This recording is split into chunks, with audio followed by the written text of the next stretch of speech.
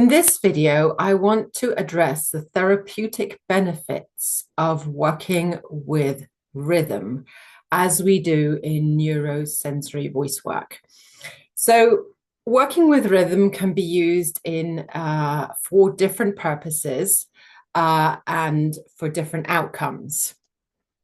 That said, there are some fundamental principles which give you an idea of when working with rhythm is really beneficial.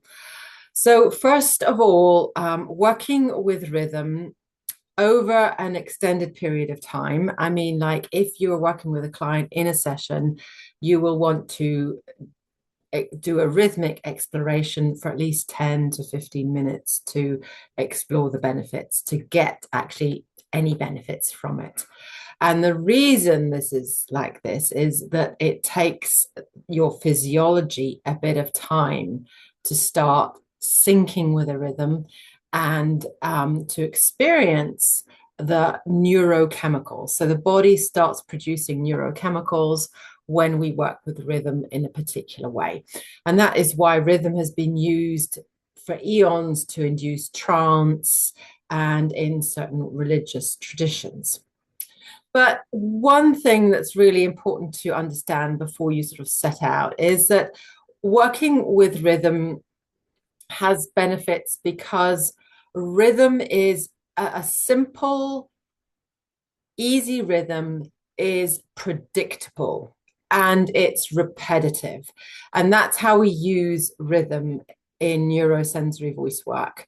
So we choose simple rhythms that are repetitive. And the reason we do that is that it allows the nervous system to sink into a rhythm and kind of start flowing along with it. There is a sort of surrender that happens when you sync up with a rhythm. So what happens is that because your mind understands the repetition, there is a predictability. And the predictability is like, okay, I know what's happening. I don't need to think. So that, first of all, relaxes the nervous system because the body understands this is just the same thing over and over.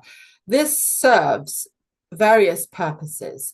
For one, it gives very strong structure, and a strong structure enables stability and solidity. So if somebody is nervous about making sound, any vocal explorations, giving a very solid structure makes it safe for your clients to start exploring. Okay, so a very solid structure enables clients to start to trust it and surrender into it. Because it's simple and it's predictable, the thinking mind doesn't have to engage. It can switch off. And what happens is that you bypass what is known as the default mode network of your brain. So it basically shuts down that constant obsessing, the thinking mind. So anybody here listening who's not a therapist and just wants to explore this, feel free to just pick up a rhythm and vocalize that rhythm for at least 10, 15, 20 minutes and notice how it changes your physiology. Okay. So by doing that, we just shut down the sort of high beta, the frantic mind that's always trying to work things out.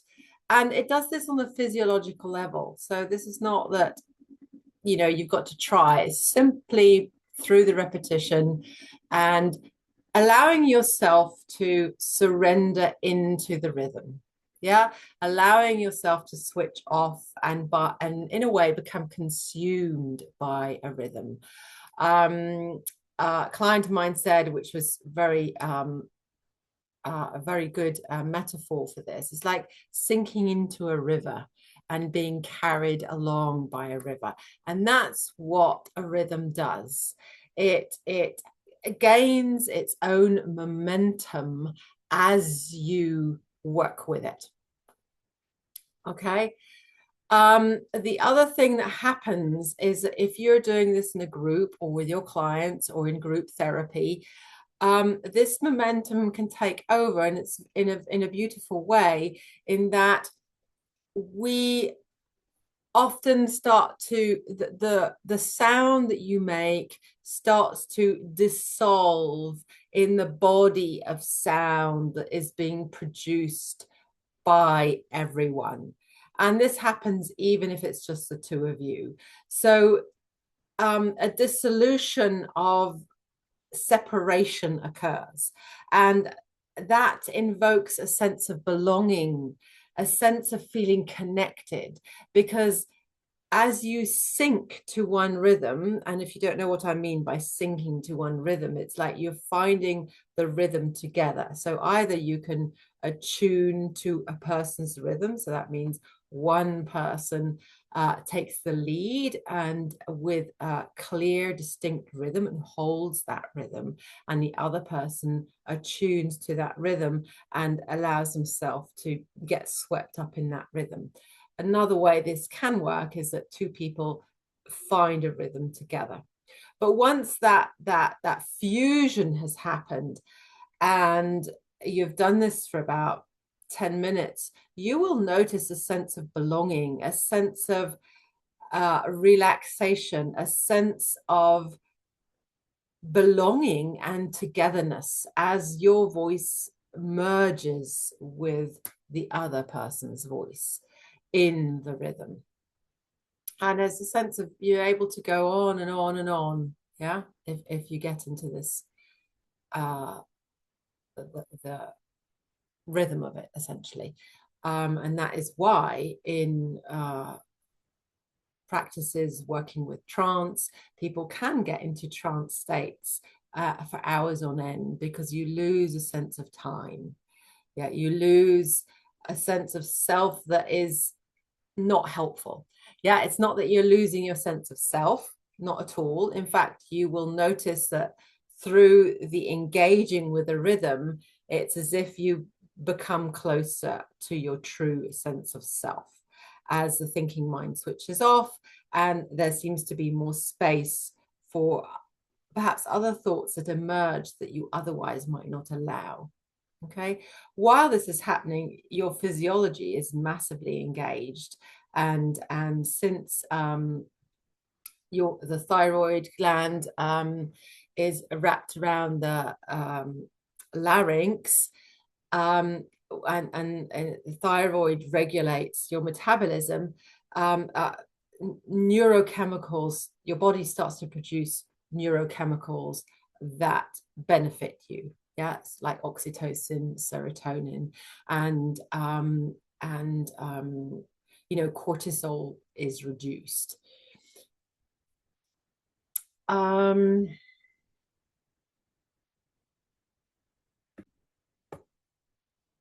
So when we start working with rhythm in therapeutic practice, there are many ways you can do this. First of all, simply being able to hold your own rhythm is actually a really big thing. For people who are over-adaptive and lose their sense of self, they might find it very difficult to hold their own rhythm. And to do that, you don't actually want to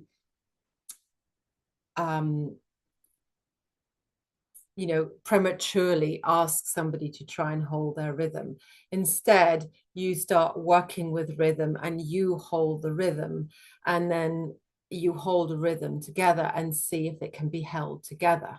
Okay, and only over time you might find that there can be a sort of fluid exchange of who is dictating the rhythm, who is leading and who is following, and that can shift and change. Ideally, even in a therapeutic relationship, if you've been exploring this over a number of weeks and your client starts to feel quite comfortable making sound in a rhythmic way, then there might even be a natural change over where you abdicate the leading role and the other person takes it over. That said, when two people or more hold one rhythm over an extended period of time, the rhythm kind of gains its own momentum. And so the person who originally perhaps started off leading might not really be leading as much as it seemed, because the rhythm carries itself and continues. Yeah. And the bodies sort of surrender into it. Okay.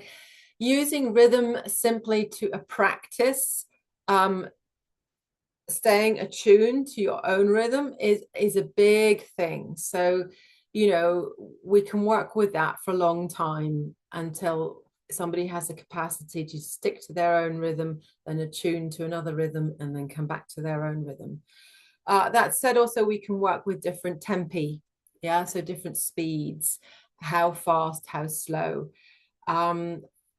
This is a whole thing in and of itself, but if somebody is rather depressed and sluggish, you're going to want to encourage a faster pace, more of a walking pace, because that builds up energy. Okay.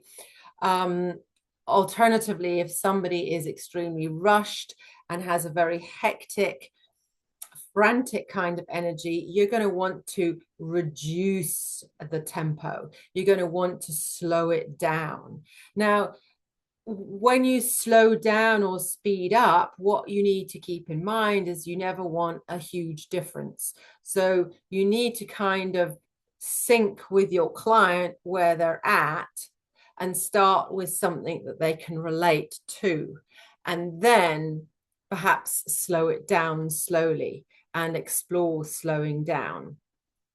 In neurosensory voice work, we do this, and we often stop, and then we share the experience. So there's a kind of, we check in, like, how was that for you? Is, what is your experience of this tempo? Is, what are the adjectives that you describe with this beat? And, somebody might say, oh, that feels really heavy and sluggish and dark, whereas potentially you experienced it as just like a nice, steady rhythm. So what I'm saying here is that people's perception of rhythms can be very different. There is no right and wrong, but we want to start working and playing with the perceptions, okay? So somebody who's very rushed, when you slow down too much, they're going to find that very difficult. It's going to feel dark, heavy, perhaps even impossible. So you just slow down a bit, and then you go back up, and then you slow down even more. And as you sort of play with a spectrum, a person's mind and body is going to develop a larger capacity for varying rhythms. And that really impacts physiology. So this was just a sort of short snapshot of how we work with rhythm in neurosensory voice work. What makes this very distinctive is that we are using our voice to vocalize the rhythm. We can, we add on to that with snipping of fingers or clapping of hands, or jigging your leg or moving, but essentially we are actually using the voice to make sound. And one guideline here is we use very distinctive consonants, either plosives, for example, p, pa, pa, pa, pa, pa, pa, pa, pa, simple, right? Or just pa, pa, pa, pa, very simple. P is quite good. It's very distinctive. It's very concise. Similar is T, and also D.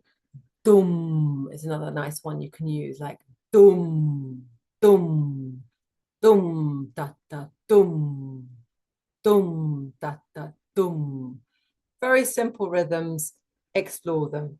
If you're a therapist and you want to try this, just try it on your own first, and see if you can get a sense of what I'm talking about.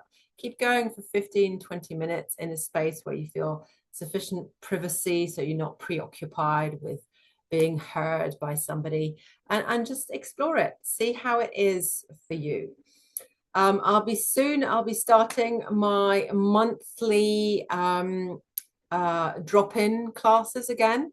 So if you're interested in exploring this with me and seeing what it's like to do this together and be led, and how we work with this together, go to neurosensoryvoicework.com and sign up for the next drop-in class. See you on the other side. Bye for now.